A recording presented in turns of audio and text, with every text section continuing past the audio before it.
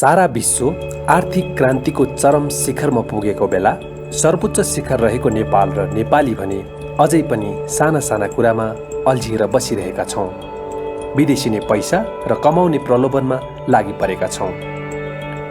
आज हरेक दिन त्रिभुवन विमानस्थलमा विदेशी युवाहरूको भिड देख्न सकिन्छ। ती मध्ये कमै मात्र युवाहरू नेपाल फर्कने गर्दछन्। कमै मात्र सिप, जाँगर र देशप्रतिको माया भएका झोलाहरू नेपाली भूमिमा बिसाइन्छ। नेपाल र नेपालीका लागि केही गर्ने सपना कमै युवाहरूले बोकेका हुन्छन्।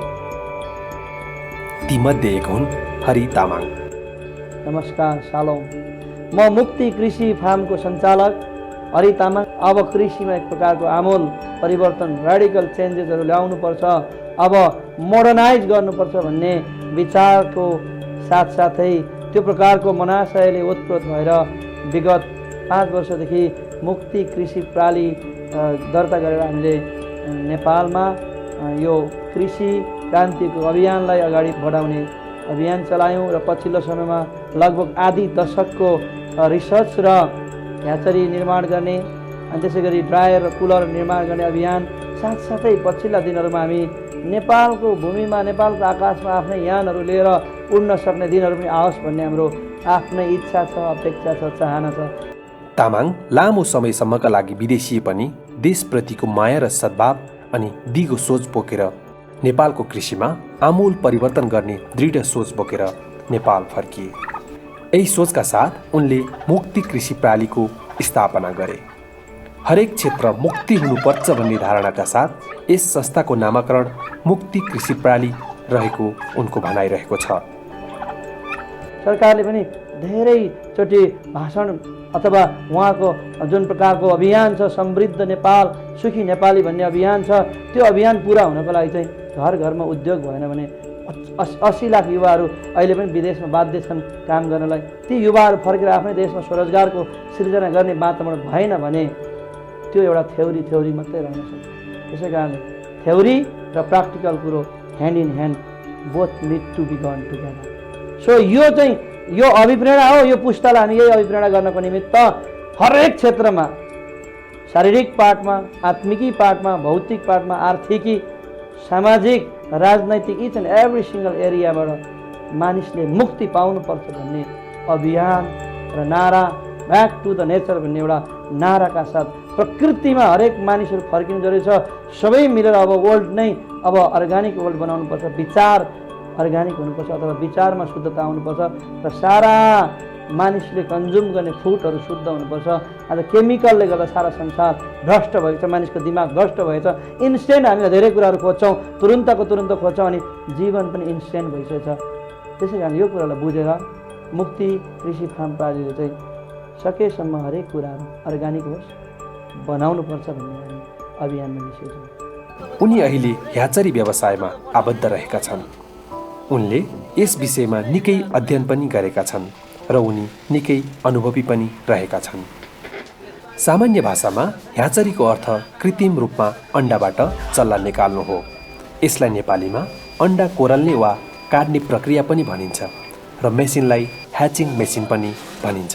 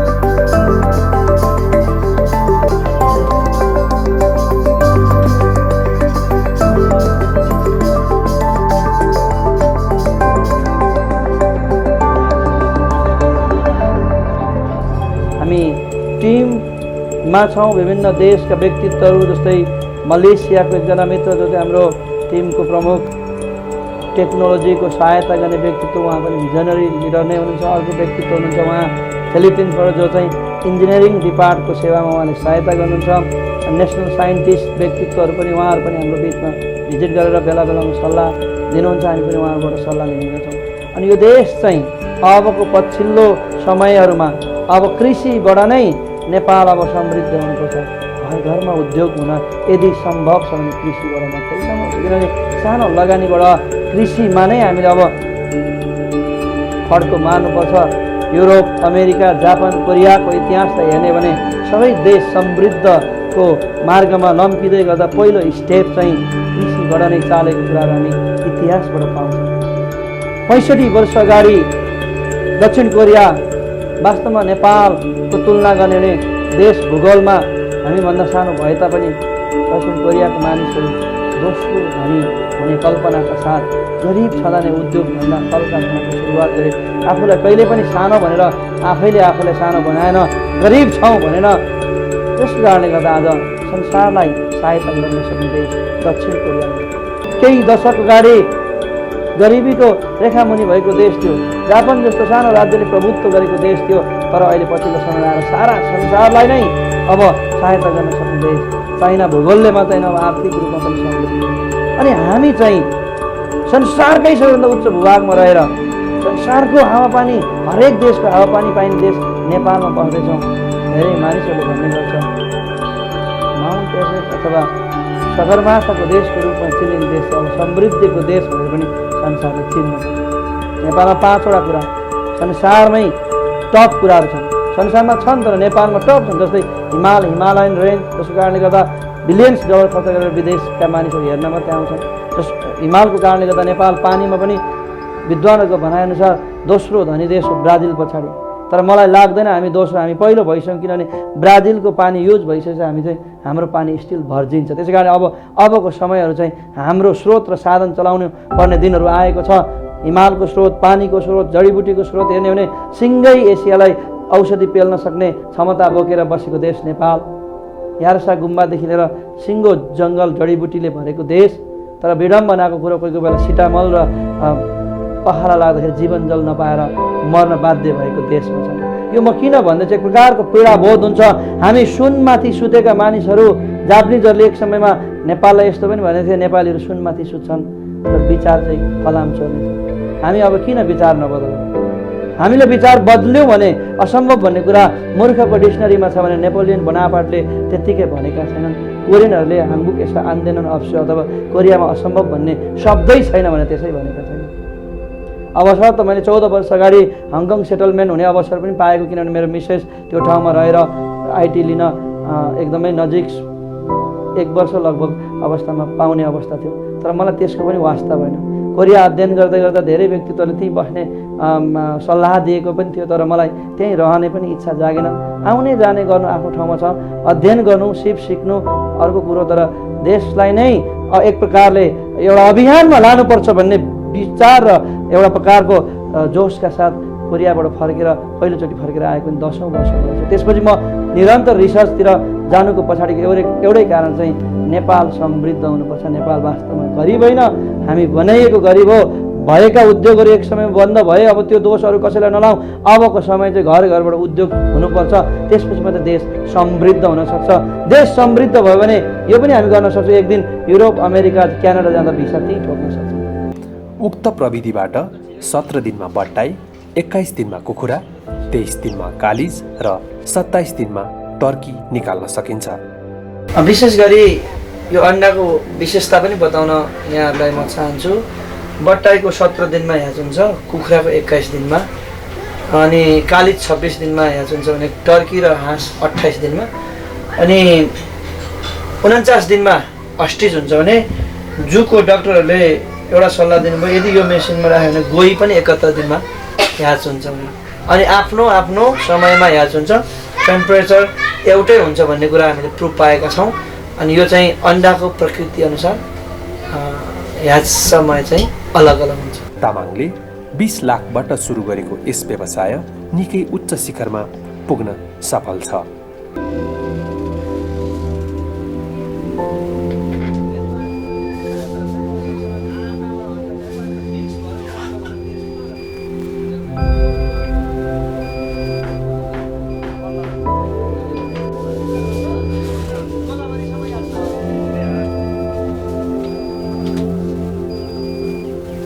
हालसम्म यसका शाखा गोदावरी र उदयपुरमा मात्र रहे तापनि अन्य ठाउँमा पनि छिट्टै नै शाखा खोल्ने तामाङ बताउँदछन्।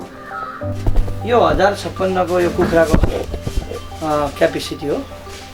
यो 1056 को चाहिँ 1.5 मा हामी तयार गरेर दिन्छौँ। अनि 1056 को कुखुराको जान्छ भने बट्टाईको डबल डिकेट राख्यो भने 5300 एकचोटिमै यहाँ ह्याच र ट्युट हुन्छ। अनि ह्याचिङ पनि त्यही अनुपातमा हामी गर्न सक्छौँ। यो हो भने यो अहिले बन्दै गरेको यो अलिक ठुलो छ। यो चाहिँ 4200 को यो 8,400 बराबरको यो। अनि यसको ह्याचरी फेरि छुट्टै छ, त्यो पर बनेको ह्याचरी हो। 3वटा बन्छ यो, यस्तो खालको बन्छ। सिस्टमले यसरी माथि लाने 90 मिनट यसरी रहन्छ भने 90 मिनट फेरि यसरी सिस्टमले लगाएर माथि लगाएर हुन्छ। फ्यान हिटर यो साइडमा हुन्छ, माथि कन्ट्रोलिङको पार्ट हुन्छ। अनि यो चाहिँ लगभग 3+ पर्छ यो बन्न, सिस्टम सबै गर्न। अर्को 3वटा हुन्छ यसको खास 1 2 3। अनि लगभग अहिले यही प्रकारले यहाँ बनिरहेको छ। पछाडि पनि 1000 क्षमताको बनिरहेको छ। अनि अर्को ठाउँमा चाहिँ अहिले हामीले 16000 क्षमताको चलाइरहेको अवस्था हो। त्यहाँ पनि हामी एक्चुअली भिजिट गर्न जान्छौँ। अहिले त्यो पहिलो ह्याच त्यहाँ पनि सफल भइसकेछ, त्यहाँ राम्रै सफल भएको छ। अब त्यो परीक्षण सफल भइसक्यो, त्यो पनि निरन्तर अब त्यो प्रकारको साइजको पनि मार्केटमा हामी बनाएर दिने योजना छ। यो 2वटा 42 दादा 8400 क्षमता। अनि ह्याचरी लगभग 3500 जस्तो अर्को ह्याचरी भन्छ। यो 3वटालाई प्लस गरेर 3,50,000 पर्छ यसको कस्टिङ चाहिँ। र यदि यो रोलिङ मार्केटमा राम्रोसँग गर्न सक्यो भने यो उत्पादन यसले 8000 लगायो भने लगभग 80% नै निस्किँदा पनि मार्केटमा रोलिङ राम्रोसँग गर्न सक्दाखेरि चाहिँ यो के भन्छ खर्च उठाउन धेरै टाइम लाग्छ। यो मासिक खर्च पनि त्यतिमै रोलिङ पनि हुनसक्छ। किनभने हामीले परीक्षण गरिसकेका छौँ। किनभने यो नेपाल मेड भएकोले बाहिरबाट ल्याउनु धेरै गुणा कम रेट छ भन्न खोजेको छ। जबकि जापान मेडको एउटा मेसिन 528 वाला यसको हाफलाई 2,85,000 तिरेर मेरो साथीहरू ल्याएको पनि छ। त्यो सिस्टम कहाँ हुन्छ, त्यो सबै लुगाएर एकदम प्रोटेक्टिभ। हामी चाहिँ सकेसम्म ओपन, सबै मान्छेले अभियानमा सरिक हुन्, सबै मान्छे उद्यमी बनुन् भनेर सिक्नेहरूलाई हामी सिकाएर पनि दिन्छौँ त्यहाँसम्मको अभियान। तामाङले यस संस्था र व्यवसायलाई 7 प्रदेशमा स्थापित गर्ने लक्ष्य राखेका छन्। हाल यस व्यवसायमा 50,000 भन्दा बढी मानिसहरू प्रत्यक्ष वा अप्रत्यक्ष रूपमा रोजगार रहेका छन्।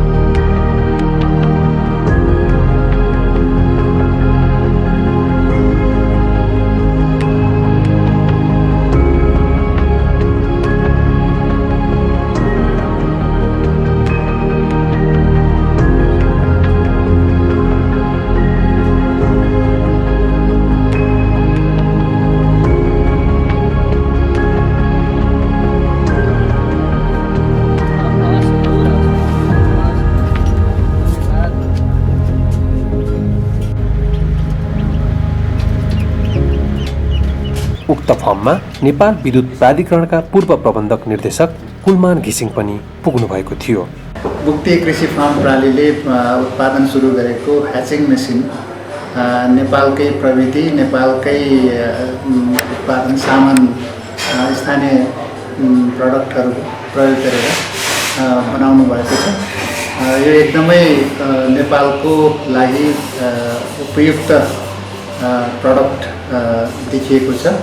यसले नेपालमै उत्पादित विद्युत पनि खपत गर्छ र यो उत्पादनले नेपालको विभिन्न क्षेत्रमा घर घरमा पनि यो ह्याचिङ गर्न सकिने भएको हुनाले घर घरमा कृषि जुन कार्यक्रमलाई यसले धेरै सपोर्ट गर्छ जस्तो लाग्छ र मुक्ति कृषि फार्मलाई यो उत्पादन यसरी स्थानीय रूपमै उत्पादन गरेर देशभरि जुन वितरण गर्ने कार्यक्रम लिनुभएको छ यसको लागि उहाँहरूलाई अझ सफलता मिलोस् भन्दै म यहाँहरूको प्रगतिको लागि शुभकामना व्यक्त गर्दछु।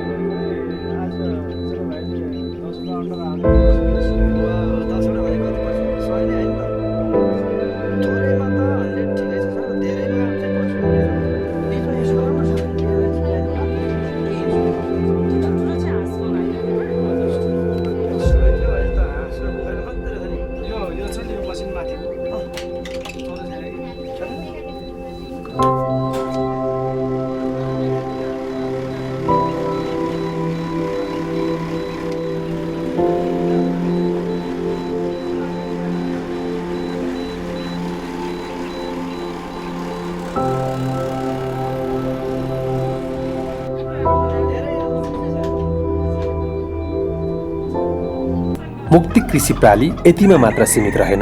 पशुपालन, कफी उत्पादन, चिया उत्पादन तथा अन्य कृषिजन्य कामहरूमा पनि अगाडि बढिरहेको छ। आज हरि तामाङले नेपाली भूमिमा पनि केही गर्न सकिन्छ है भन्ने दरिलो उदाहरण दिएका छन्।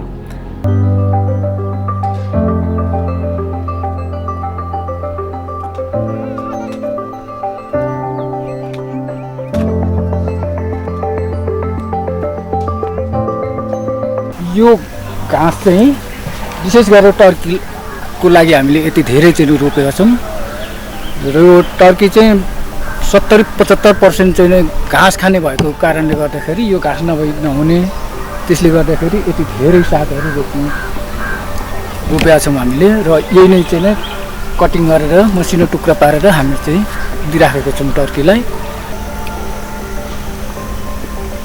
यो घाँस चाहिँ टर्कीको लागि मात्रै भनेर चाहिँ नै रोपिएको घाँस हो। यो घाँस चाहिँ निरन्तर कहिलेकाहीँ मात्रै खुवायो भने पनि यसले चाहिँ नै पौष्टिक दिन्छ भन्ने मान्यता छ। यो चाहिँ हामीले कृषिबाट ल्याएर चाहिँ नै रोपेको छौँ थोरै र चाहिँ अहिले एउटा गराउनु मात्रै छ भने अब भोलिपर्सि चाहिँ यो सबै यो घाँस नै रोप्ने एउटा अब योजना छ। अहिले चाहिँ जुन